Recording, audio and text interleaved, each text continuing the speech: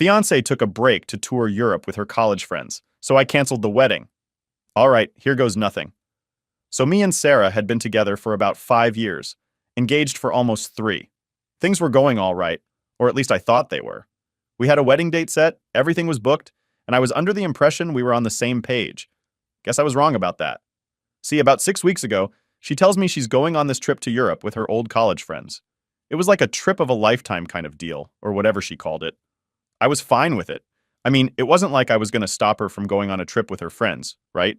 In fact, I even drove her to the airport, helped her with her bags, gave her a kiss goodbye, and wished her a fun time. That's when she hit me with it, the whole, we need to take a break thing. Now, it wasn't like she said, let's sit down and talk about things. Nope. She just drops it on me as we're walking to the security line like it's no big deal. I remember thinking, what the hell do you mean, a break? But before I could even respond or ask questions, she's off in the line, waving goodbye, and that was it. I didn't even process it fully at first. I got back in the car and drove home, thinking it was maybe some weird comment she made because she was nervous about the trip. But then I started calling her, just to check in. And guess what? Blocked. Like, straight up blocked on everything. I couldn't call her, text her, nothing. I checked social media to see if maybe she posted something or gave an update on her trip. Blocked there too. That's when it started to sink in that this whole break thing wasn't some casual comment. She meant it. She really just left for Europe and decided to cut me off without even talking about it. I tried to give it a few days. Maybe she'd calm down. Maybe she'd realize she was being ridiculous. But after 5 days of complete silence, I was done. I made up my mind right then and there. The wedding was off. And you know what? I felt good about that decision. Why should I be with someone who thinks they can just walk away whenever they feel like it? I wasn't going to sit around and wait for her to decide when she was ready to be in a relationship again. Hell no. She made her choice, so I made mine. I canceled everything. The venue, the catering, the flowers, whatever we had planned for the wedding, I pulled the plug. And then, I took it one step further and decided she wasn't moving in with me either, which was supposed to happen in March. Nope, she could figure out her living situation when she got back from her little vacation because it wasn't going to be with me. Weeks went by, and I didn't hear a word from her. Not a single message, not a call, nothing. Then, one day out of nowhere, she calls me. I didn't even know it was her at first because she must have used a different number or something. She says she's getting back on Thursday morning, gives me her flight details like I'm supposed to care, and acts like everything is just fine, like she didn't ghost me for 6 weeks. I paused for a second and then said, "What's that got to do with me?" And man, the silence on the other end of the phone was golden. She didn't know how to respond. I didn't give her a chance to explain either. I blocked her, just like she did to me, and that was the end of it. Or at least I thought it was. Later that day, I figured it was time to let people know what was up, especially since the wedding was off and all. We had a group chat with some of our friends and family, so I just posted a quick message saying, "Hey, just letting everyone know the wedding is canceled, and so is our relationship." I didn't think it would blow up like it did, but man, people had questions. Everyone started asking what happened, so I laid it out for them. I told them how Sarah went off to Europe, decided we needed a break without even asking me, and then blocked me for 6 weeks. They were all pretty shocked. Some people were even mad on my behalf, which honestly felt kind of nice. You never really know how people will react when you drop news like that, but it was good to have some support. Around 2 p.m., Sarah finally decided to chime in. She didn't say much at first. Just asked me to call her so we could talk about everything. I wasn't having it. I told her we could talk right there in the group chat if she wanted to explain herself. She didn't like that, though. Said something like, "This is between us, not for everyone else." Yeah, no. She made this public the second she walked out of my life without a word. She tried messaging me a few more times, but I just kept it short. I wasn't in the mood to listen to her excuses. By 6 p.m., she was begging me to pick her up from the airport so we could talk this out. Like, seriously? As if nothing had happened? I told her straight up, that was your plan, not mine. None of this was my plan. And I meant it. I wasn't going to go running to the airport like some fool after everything she pulled. To be honest, part of me was still waiting for her to drop some kind of explanation that would make it all make sense. I guess I wanted to believe there was a reason. Something that would justify why she treated me like this. But as the hours went by, I realized there wasn't going to be a reason. She wasn't going to come back with some grand apology or tell me there was some misunderstanding. She made her choice, and I had to live with that. So the next few days, I focused on getting my life back on track. I wasn't about to let this ruin me. I started going through our shared accounts, making sure everything was split up. And yeah, I changed the locks on my apartment. Last thing I needed was her showing up unannounced, thinking she could just waltz back into my life. I was done with that. I even started looking at some trips of my own. I figured if she could run off to Europe for 6 weeks, maybe I should take some time for myself too. I deserved it after all the crap she put me through. Anyway, that's where things stand right now. She'll be back in a couple of days, but I'm not going to be there waiting. She can figure out her own way home. As far as I'm concerned, this chapter of my life is over, and I'm moving on to better things. All right, so let me tell you what happened next, because things got wild pretty quick. After I made my peace with the fact that the wedding was off, I figured it was just a matter of time before Sarah tried to reach out again. I was ready for it, but what I didn't expect was how fast she'd try to play the victim card. It all started when I got this message from one of our mutual friends, Emily. Now, Emily's cool. She's always been straight with me. But this time she was a bit hesitant, like she didn't really want to get involved. But she sends me a screenshot from another group chat, one that I wasn't in, obviously. It was Sarah talking to some of her friends, trying to paint this whole thing like I was the one who overreacted. Can you believe that? In the chat, she's telling them how stressed she was about the wedding and how she needed space to clear her head. She even said something like, "I didn't mean for the break to last that long, but I thought he would understand." And then there was this gem. I just needed to figure out if I was ready for marriage, but he canceled everything before I could talk to him. I almost laughed when I read that. Like she blocked me on everything for 6 weeks, then acts like I'm the one who didn't give her a chance to talk? Nah, that's not how this works. I felt my blood boiling just reading the messages. She was playing the whole poor me card, telling everyone that I was being irrational and rushed into canceling the wedding. At this point, I knew I couldn't just let her keep running her mouth, making me look like the bad guy. So I decided to address it head on. I wasn't going to let her rewrite history. I jumped into the main group chat where all our close friends and family were still buzzing from the wedding cancellation news. Everyone was trying to figure out what the hell was going on, and I figured it was time to clear the air. I posted a message that said, "Look, I just want everyone to know the truth here. Sarah decided we were taking a break without talking to me, blocked me for 6 weeks, and now she's acting like this is some kind of miscommunication. I canceled the wedding because I wasn't going to sit around waiting for someone who didn't respect me enough to even have a conversation."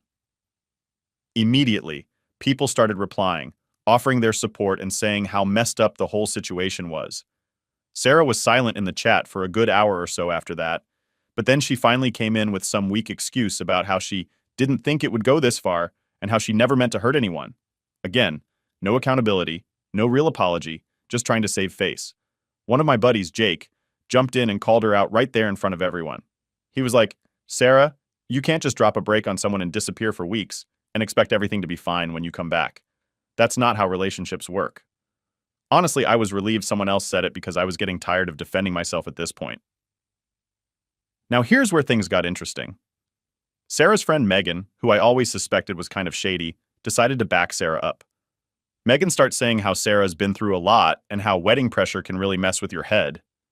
She was trying to make it sound like Sarah was the victim of stress and anxiety, which, okay, I get that planning a wedding is stressful, but come on.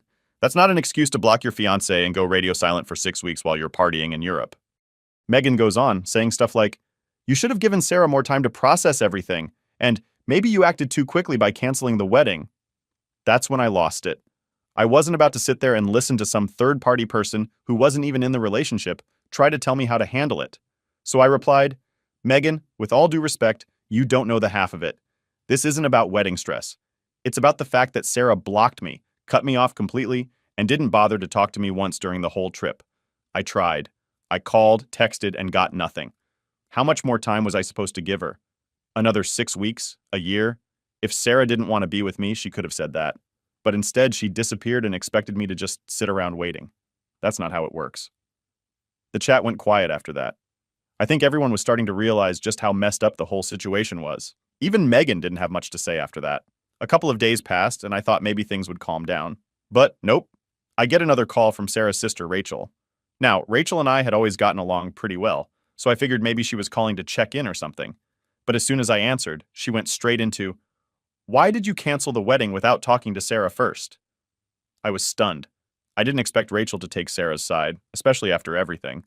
I told her, "Rachel, your sister blocked me. How was I supposed to talk to her when she literally cut me off?"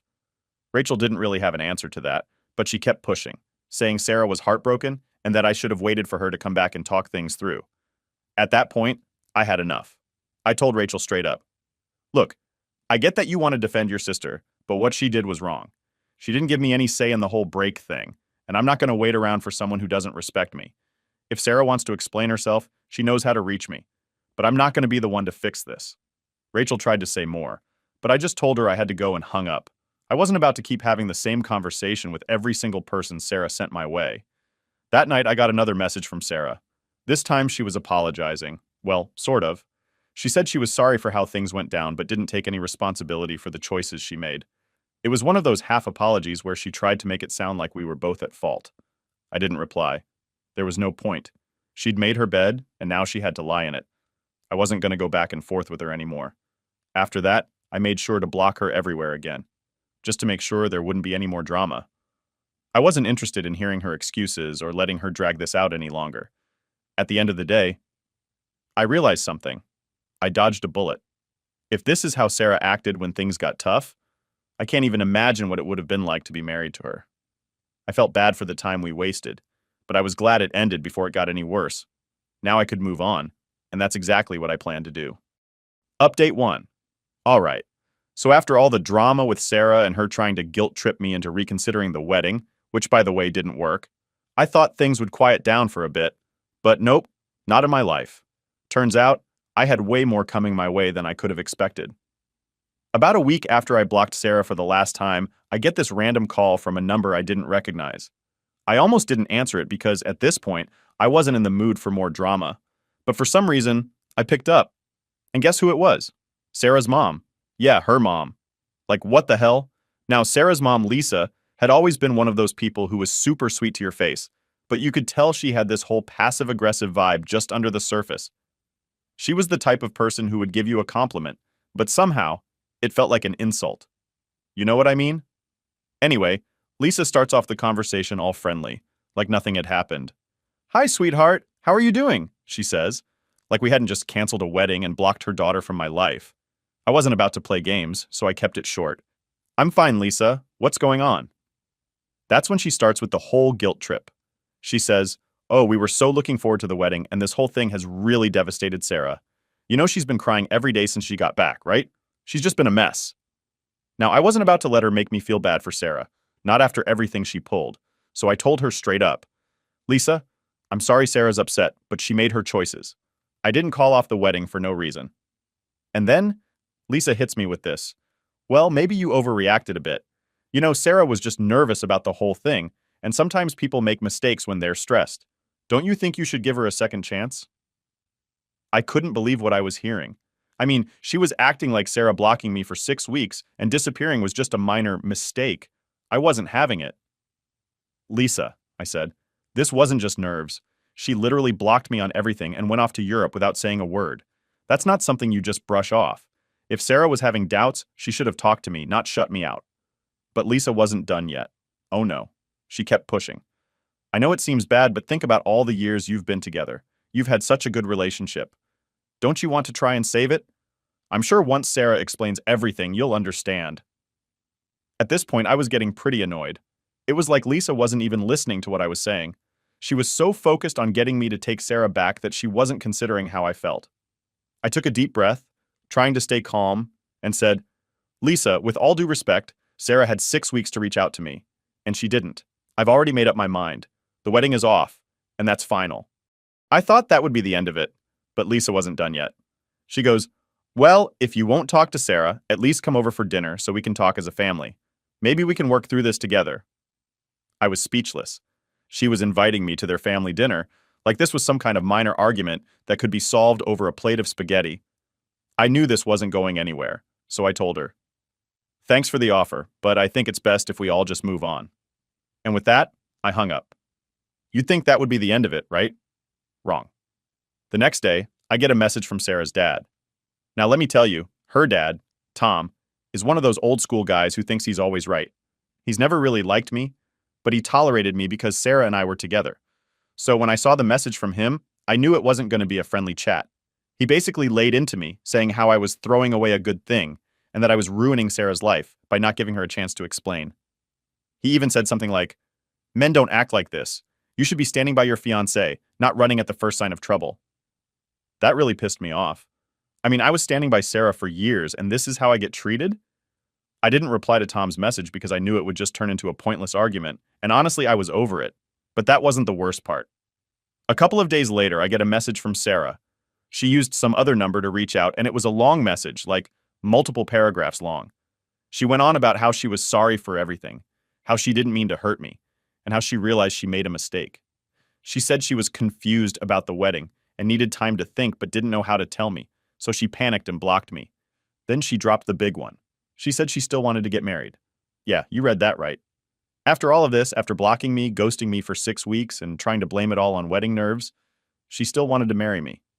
It was like she was living in some fantasy where everything could just go back to normal with a simple apology. I sat there staring at the message for a while, not really knowing what to say. Part of me was still angry. No, actually, most of me was still angry. But there was a small part of me that felt, I don't know, sad, I guess. Like, we'd spent years together and this is how it all ended. It wasn't how I pictured things going, that's for sure. But the more I thought about it, the more I realized that this wasn't something I could forgive. It wasn't just about the wedding or the trip to Europe. It was about trust. Sarah had broken that trust, and no amount of apologies or explanations was going to fix it. I couldn't marry someone who thought it was okay to just disappear when things got tough, so I did what I should have done from the start. I blocked the number she used to text me, deleted the message, and moved on. For real this time. After all of that, I felt like a weight had been lifted off my shoulders. I wasn't tied down by Sarah's guilt trips or her family's pressure anymore. I could finally focus on myself and what I wanted for the future. And honestly, it felt pretty damn good. Update 2. Alright, so you'd think after I blocked Sarah and her family again, things would finally settle down, right? Wrong. Of course not. Because that would be too easy. I swear, it's like they just couldn't let go of the fact that the wedding was off, and they kept coming at me from every angle, like they were trying to wear me down or something. Spoiler, it didn't work. A couple of days after Sarah's last attempt to reach out, I get a text from someone else. This time, it's from one of Sarah's bridesmaids, Katie. Now, Katie and I weren't exactly close. I mean, she was always nice enough when we hung out as a group, but she was more Sarah's friend than mine. So when I saw her name pop up, I was immediately suspicious. The text started off innocent enough. She was asking how I was doing, saying she'd heard about the breakup, blah, blah, blah. But I wasn't stupid. I knew she wasn't just checking in for no reason. So I kept my response short, something like, "Yeah, I'm fine, just dealing with everything one day at a time." And then she hits me with it. "I think you should hear Sarah out." Here we go again. I stared at my phone for a minute, trying to figure out if I should even respond. Part of me wanted to just block Katie too and move on, but I was curious. I wanted to see where this was going. So I asked her why she thought that. Katie goes on this long rant about how Sarah's been really struggling and how she's been crying every day since she got back from Europe. She said Sarah was too scared to reach out to me directly because she thought I wouldn't listen. Apparently, Sarah had been telling her friends that she messed up big time, but didn't know how to fix it. I sighed, feeling that frustration bubble up again.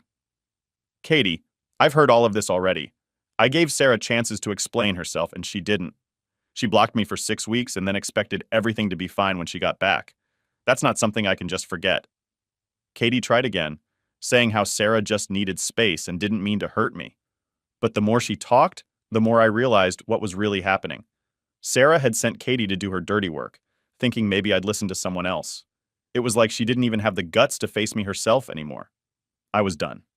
I told Katie, "Look, I appreciate you trying to help, but this isn't something that can be fixed with a few apologies. It's over, and that's it."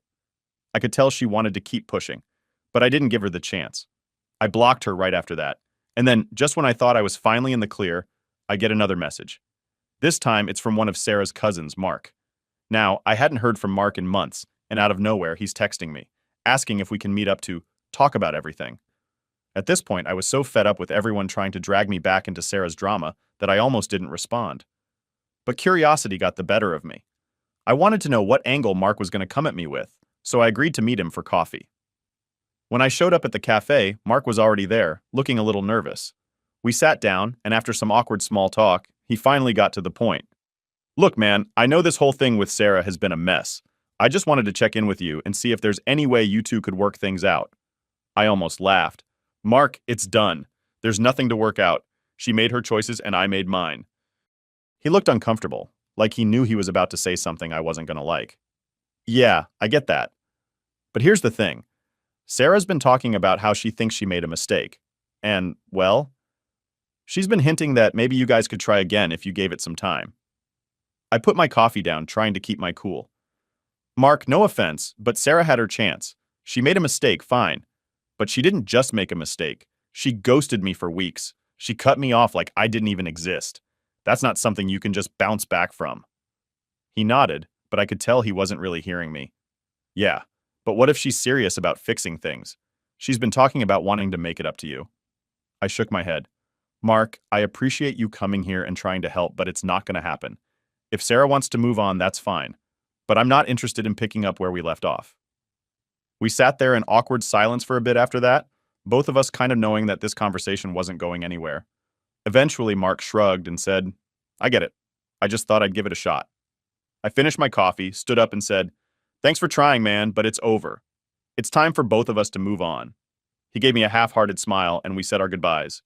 After that, I thought maybe, just maybe, that would be the last of it.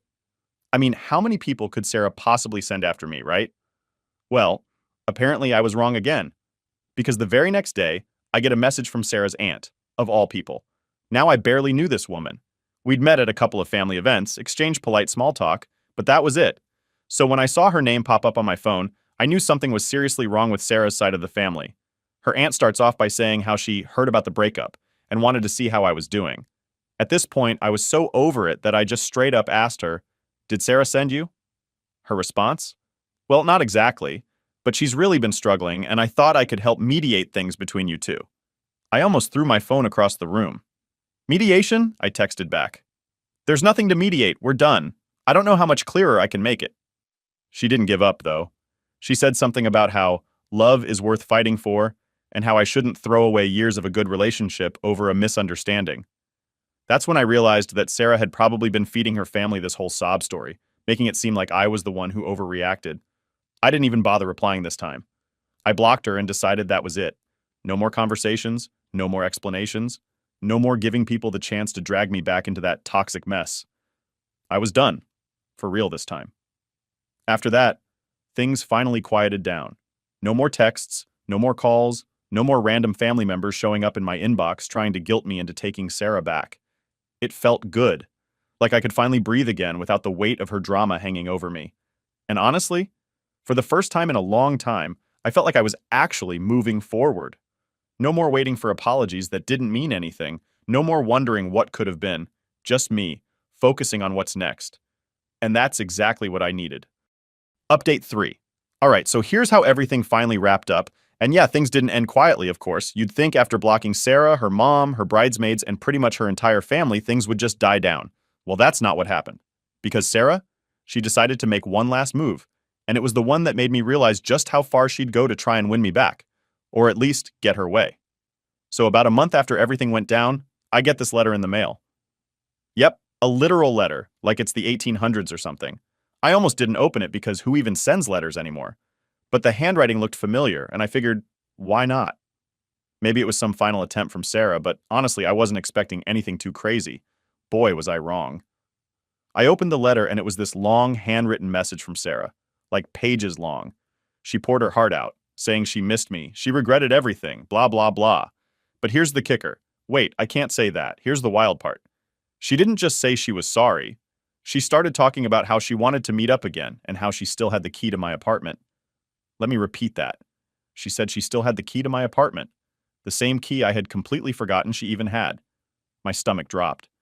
I mean, I'd already changed the locks once when this all started, but I hadn't even thought about the fact that Sarah might still think she had access to my place. I immediately got up, checked the locks, again, and started thinking about what to do next. But that's not all. The letter wasn't just some apology. She was basically laying out a plan for how we could start fresh. She said she'd been talking to her mom about how we should go to couples counseling, and she thought if we could just meet up and talk face to face, we could work things out. At this point, I was more annoyed than anything. Like, she seriously thought this was a good idea? After blocking me, ghosting me, sending her entire family after me, and then acting like I was the one who needed to fix things.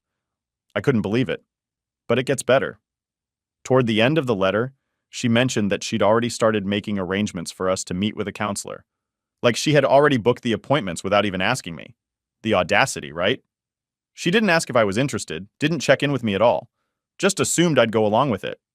I was fuming. I couldn't believe she still didn't get it. After everything, she was still trying to control the situation, still trying to get me to bend to her will. It was like she thought if she just planned everything out, I'd eventually give in. So I sat down and wrote her a letter back. I figured if she wanted to play the old-fashioned game of sending letters, I'd go along with it one last time. But this time, I made things clear. I told her in no uncertain terms that we were done. There was no counseling, no second chances, no meeting up to talk. I told her to return the key, even though I'd already changed the locks again, and that she needed to move on because I sure as hell was. I sent the letter back and felt pretty good about finally shutting that door for good. I thought that was going to be the end of it. But nope. A week later, I get another letter from her. This time it was much shorter. She didn't argue or try to convince me to go to counseling. She just said she understood where I was coming from, but she still thought we should talk. And then she said something that really freaked me out. She mentioned that she'd driven by my apartment a couple of times and saw that I wasn't home. She didn't say why she was driving by or what she was doing, but the fact that she was checking up on me like that sent chills down my spine. At that point, I knew I had to do something more drastic. I wasn't about to let this turn into some creepy stalking situation. I called my landlord and asked about getting extra security, maybe even cameras installed. I wasn't playing around anymore. And just when I thought things couldn't get any weirder, I get a call from my mom. Now my mom knew about everything that had happened, and she'd been super supportive throughout all this. But she called me to say that Sarah had visited her, like showed up at her house unannounced, asking to talk about us. I almost dropped my phone when she told me that. Sarah had gone to my mom's house to try and get her to convince me to take her back. I was pissed. Not only was Sarah crossing boundaries with me, but now she was dragging my family into it, trying to manipulate the situation through them. My mom, bless her heart, didn't fall for it. She told Sarah that I'd already made my decision and that she needed to respect it. Sarah apparently got emotional and started crying, but my mom didn't back down. She told her that it was time to move on. After that call, I realized I needed to take one final step to end this for good. I filed for a restraining order. I didn't want to, but I felt like I had no choice. Sarah was getting too close, and I needed to protect my space and my family. When Sarah got served with the paperwork, she finally backed off. No more letters, no more visits, nothing. It was like she finally got the message. I didn't feel good about having to go that far, but I knew it was the right thing to do. And honestly, after everything that happened, I learned a lot about myself. I learned that it's okay to stand up for your boundaries, even when people don't want to respect them. I learned that you don't owe anyone endless chances, especially when they've broken your trust. And most importantly, I learned that moving on isn't just about walking away. It's about protecting your peace and your future. So yeah, that's it. That's how it all ended. I'm finally free from all the drama, and I'm moving forward with my life. It wasn't easy, but I made it through. And now, I'm just focused on what's next. No more looking back.